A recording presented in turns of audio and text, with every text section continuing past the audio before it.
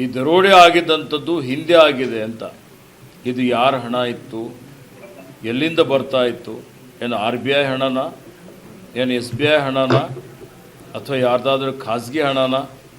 ಯಾವ ಕಡೆಯಿಂದ ಬರ್ತಾ ಇತ್ತು, ಎಲ್ಲಿಗೆ ಹೋಗ್ತಾ ಇತ್ತು? ಮತ್ತು ಇಷ್ಟು ದಿವಸ ಗೌಪ್ಯವಾಗಿ ಇಕ್ಕಲಿಕ್ಕೆ ಫಡ್ನವೀಸ್ ಅವರಿಗೆ ಏನಾಗಿತ್ತು? ಇವತ್ತು ಪತ್ರ ಬರಿತಾ ಇದ್ದಾರೆ.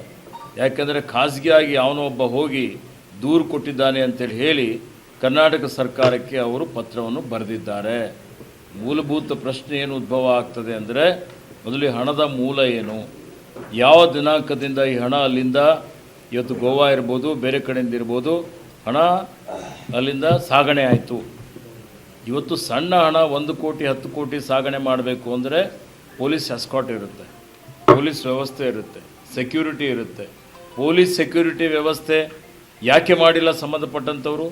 ಆಯ್ತು, ಕರ್ನಾಟಕ ರಾಜ್ಯದಿಂದ ಹಣದ ಕಂಟೈನರ್ ಹೋಗ್ತಾ ಇದೆ ಅಂತ ಹೇಳಿದರೆ ಇದು ಕರ್ನಾಟಕ ರಾಜ್ಯಕ್ಕೆ ಅವ್ರು ಮಾಹಿತಿ ಕೊಟ್ಟಿದ್ದೀರಾ?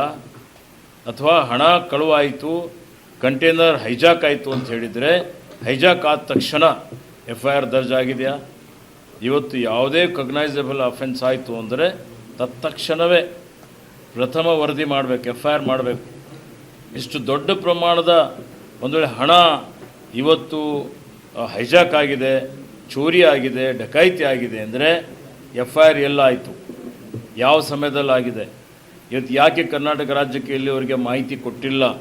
ಅದೆಲ್ಲ ಏನು ಗೌಪ್ಯತೆ? ಫಡ್ನವೀಸ್ ಅವರು ಇದಕ್ಕೆ ಉತ್ತರ ಕೊಡಬೇಕು.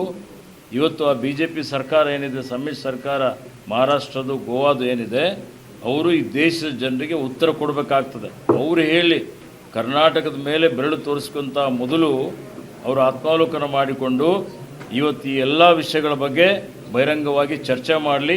ಸುಪ್ರೀಂ ಕೋರ್ಟ್ ನ್ಯಾಯಾಧೀಶರ ಅಡಿಯಲ್ಲಿ ಒಂದು SIT ರಚನೆ ಮಾಡಲಿ, ಸ್ಪೆಷಲ್ ಇನ್ವೆಸ್ಟಿಗೇಟಿವ್ ಟೀಮ್, ಒಂದು ತನಿಖಾ ತಂಡ ರಚನೆ ಮಾಡಿ ಬಹಿರಂಗವಾಗಿ ಆ ನ್ಯಾಯಾಲಯದ ಏನು ನ್ಯಾಯಾಧೀಶರ ವ್ಯಾಪ್ತಿಯಲ್ಲಿ ಇದು ತನಿಖೆ ಆಗಲಿ.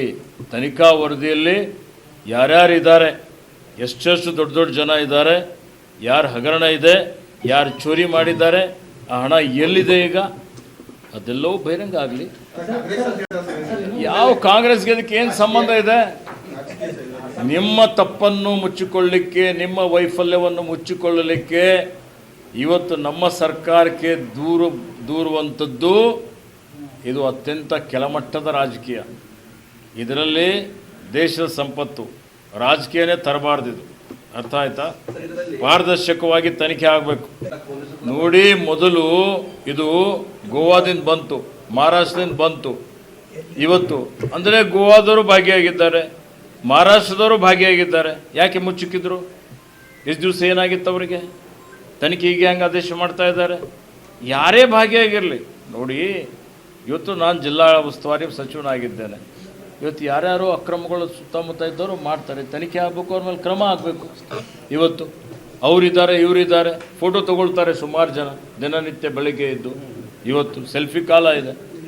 ನಾವೆಲ್ಲ ಒಂದೇ ಕಡೆ ಕೂತಿದ್ದೇವೆ. ಹೊರಗಡೆ ಹೋಗಿ ಅವನಾದರೂ ಅಪರಾಧ ಮಾಡಿದ್ರೆ ಇದಕ್ಕೆ ಈಶ್ವರ್ ಕಂಡ್ರೆ ಹೊಣೆಗಾರ, ಏನು ಅರ್ಥ ಇದೆ ಅದಕ್ಕೆ? ಇವ್ರಿಗೇನೋ ಮಾನ ಮರ್ಯಾದೆ ಇದೆಯಾ BJP ಅವರಿಗೆ? ಸುಮ್ಮನೆ ಏನಾದರೂ ಹೇಳ್ಕೊತ ಕೂತ್ರೆ ಏನು ಅರ್ಥ ಇದೆ? ಇದ್ದದ್ದು ಅವ್ರು ತನಿಖೆ ಮಾಡಲಿ, ಆ್ಯಕ್ಷನ್ ತಗೊಳ್ಳಿ. ಗ್ಯಾರಂಟಿ ನ್ಯೂಸ್, ಸುದ್ದಿ ಖಚಿತ, ನ್ಯಾಯ ನಿಶ್ಚಿತ.